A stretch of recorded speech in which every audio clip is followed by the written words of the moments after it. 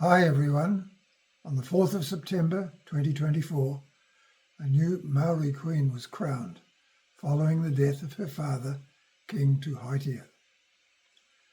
So how did New Zealand get to have Māori royalty? It was not part of the treaty signed at Waitangi. There was no Māori king at that time. This is one of the most interesting developments that occurred in the years following 1840. To understand what happened and why, it is important to understand, first, that Māori ceded sovereignty when they signed Te Tiriti, as well as being guaranteed chieftainship of their land and property. This was covered in my first two podcasts. In the years leading up to the treaty, Māori were a tribal society made up of iwi and hapu scattered throughout New Zealand. There was no overall government. Generations of intertribal fighting became much worse with the advent of muskets and new foods. Some estimate that the combination of war and imported diseases resulted in the total Māori population plummeting to around half of what it had been when the Europeans first arrived. Māori were locked in an unending cycle of utu-driven conflict. There was no security except from each tribe's fighting ability and the capability of their chiefs. It had been like that for many generations. When the missionaries arrived, they promoted forgiving enemies and living peacefully, which gradually became accepted by many of the tribes. But that was also seen as a weakness by those tribes that had not bought into this new way of life. The newly Christian Māori had no protection from such enemies. The Māori chiefs who signed Te Tiriti were hoping for an end to the fighting so that they could focus on building a better life. Article 1 of Te Tiriti would bring an overall government and British laws that could bring an end to the fighting. But not all the chiefs agreed to sign the treaty, and the potential for Utu-driven conflict remained. This all boiled over in the Bay of Plenty just 2 years after the treaty was signed. Evelyn Stokes provided the following account of what happened in her book, Rise of Tamihana, Rangatira. In May 1842, the Rangatira, Tauraya, led a war party from his home in Thames to attack the Ongari Pa, just outside of Tauranga. The old chief, Wanaki, was killed along with most of the occupants. Others were taken prisoner or escaped. Some had already converted to Christianity following the teaching of Reverend Alfred Brown, and Brown was now faced with how to respond. He strongly advised those survivors and other local Māori not to seek revenge. Many wanted to fight, but Brown encouraged them to stay back. However, not all of his party had committed to Christianity, and they chased after Tauraya anyway. A letter was then written to the Aboriginal protector George Clark, explaining what had happened and seeking government intervention. On the 22nd of June, Brown heard back that the Māori protector and Bishop Selwyn had visited Tauraya. However, it was almost a month later before George Clark visited Tauranga, where he advised local Māori that the government had decided not to take any further action. In his report to Governor Hodgson, George Clark explained how Tauraya had undertaken the raid as utu for Tauranga natives, having encroached on his land, and that he had killed 4 men, a woman and a child in the pa, plus several others as they escaped in a canoe. Tauraya also admitted to eating 2 of the men who had been killed, explaining that this was their old custom and that it was none of the new government's business to get involved, as it was a matter for Māori alone. Governor Hobson responded by stating that he didn't act because Taranaki did not know what the consequences of his actions would be. But now that the governor had made that clear, he would act in the future. So when a later dispute arose further down the coast between Tauranga and Waikato, and the governor still did not intervene, those Māori who had signed the treaty became even more disillusioned. It also stimulated much debate within the settler government concerning how British law should be applied and to whom. The Māori who had signed Te Tiriti had become British subjects. But what about those who had not signed? And how to apply British law when there was conflict between Māori when some had not signed? This unwillingness for the government to act in such attacks became a festering sore in the years that followed. However, the governor was in no position to enforce British law on Māori. There was no effective police force, and Māori greatly outnumbered the settlers at that time. Now, just before the treaty was signed, on the 23rd of June 1839, a young rangatira was baptised by the missionary Alfred Brown. He was the son of Te Waharoa, one of the most feared chiefs in the Waikato and Bay of Plenty districts. Tarapipipi took over as the Ngāti Hawa rangatira when Te Waharoa died the previous year. Te Waharoa had spent his life focused on exterminating the Te Arawa tribe based in Rotorua, including their port village of Makatu, which was on the coast just south of Tauranga. This was utu for Te Arawa having invaded Ngāti Hawa, while Te Waharoa was a young boy. However, while Tarapipipi participated in many of the conflicts, he became a committed pacifist following his conversion to Christianity, when he also changed his name to Rise Tamihana, or for William Thompson. He finally succeeded in brokering peace between Ngāti Hawa and Te Arawa in 1845. But Tamihana was far more than just a newly converted pacifist. He was described by Sir John Gorst as one of the most able debaters and keenest thinkers that he had ever met. Tamihana learned to read and write in his own language in just 6 months and became actively involved in the education of his own people. He was determined to focus Ngāti Hawa on peaceful pursuits, building new towns at Te Tapiri and Peria that included a large church, a post office, flour mill and schoolhouse. The clusters of houses were surrounded by fields of wheat, maize, potatoes, kumara and orchards. Tamihana was also very concerned that there was still fighting and killing going on between the various tribes.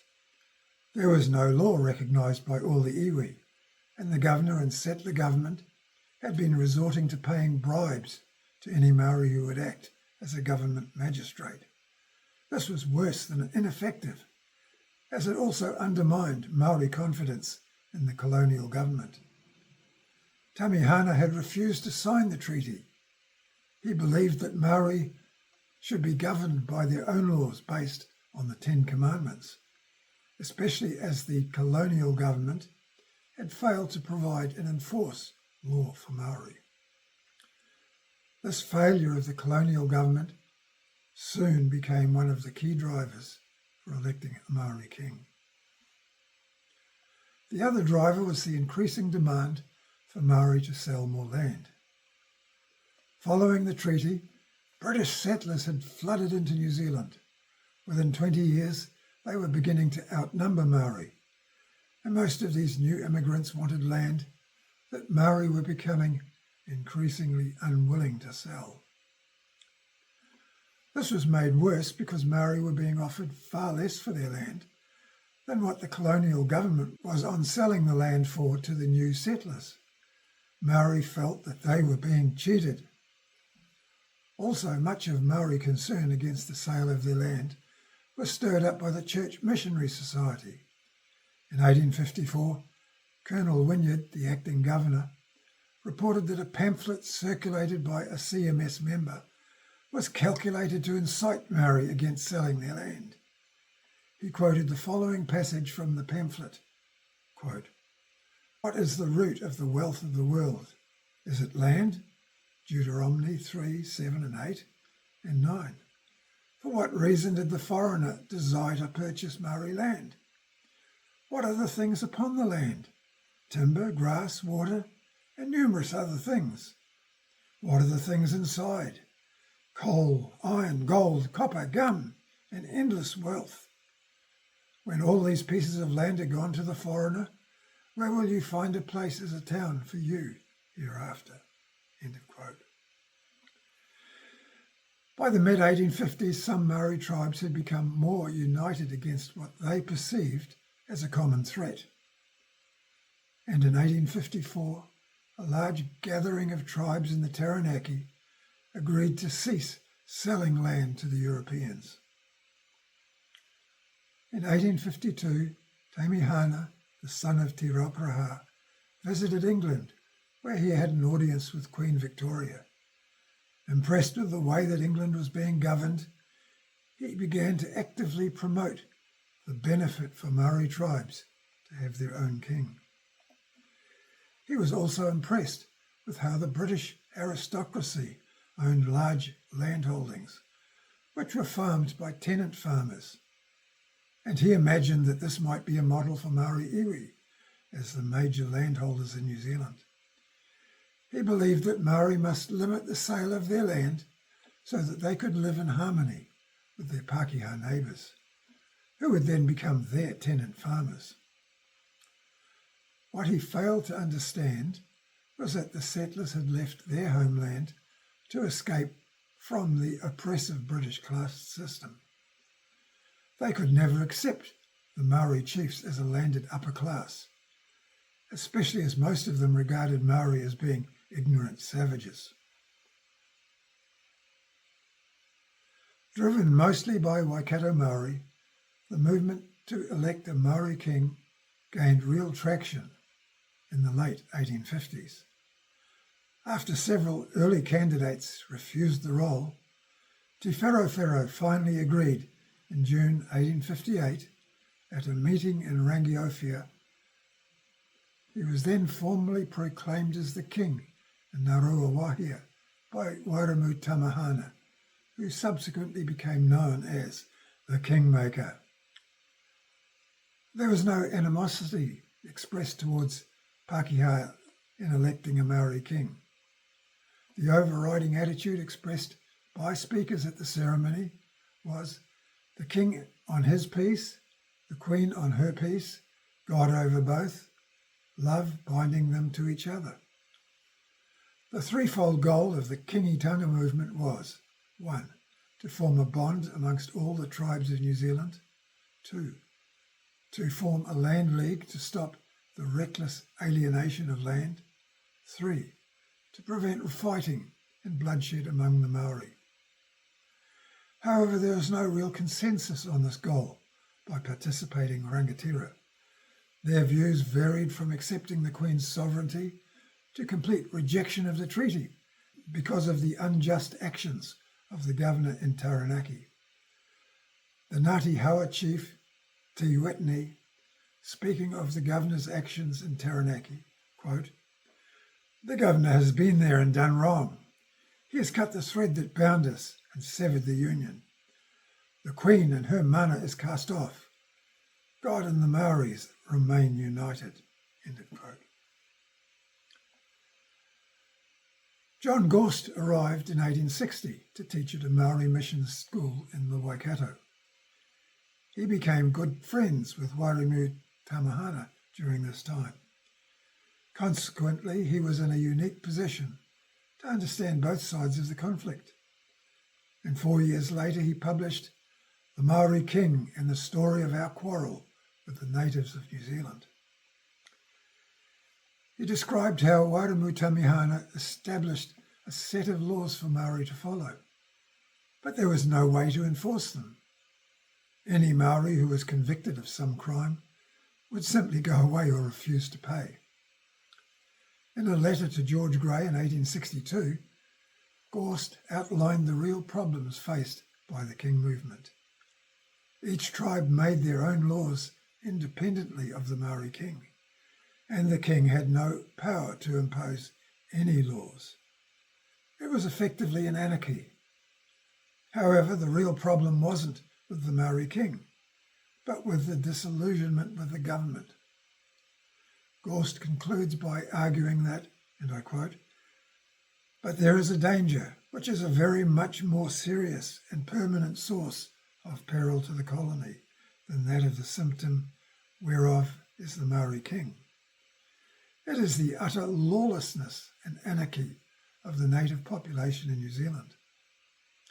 The greatest mischief of all is not that the natives choose to be governed by a king instead of by us, but that they are not in any real sense governed at all. As long as individual Māori can do that which is right in their own eyes and break the laws of God and man with impunity, so long will peace and prosperity in native districts be an impossibility." End of quote. The British settlers and many other Maori viewed Kīngitanga as an active rebellion. It was overriding what had been agreed to at Waitangi. Governor Gore Brown's initial response to the King movement was just to ignore it, hoping that it would eventually die out. When this didn't occur, European attitudes began to harden. Most alarming for the settlers was Maori determination not to sell more land. However, while the first goal of Kīngitanga was to unite all the tribes, there was no universal support for the movement. The largest iwi, Ngāpuhi, firmly rejected it, as did many other iwi and hapu. In the end, Kīngitanga was a minority movement that was primarily followed in the Waikato. However, this combined with the trouble brewing in Taranaki over the sale of land in Waitara led to the land wars when government troops invaded the Waikato, Taranaki and Bay of Plenty. I'll cover this in my next podcast.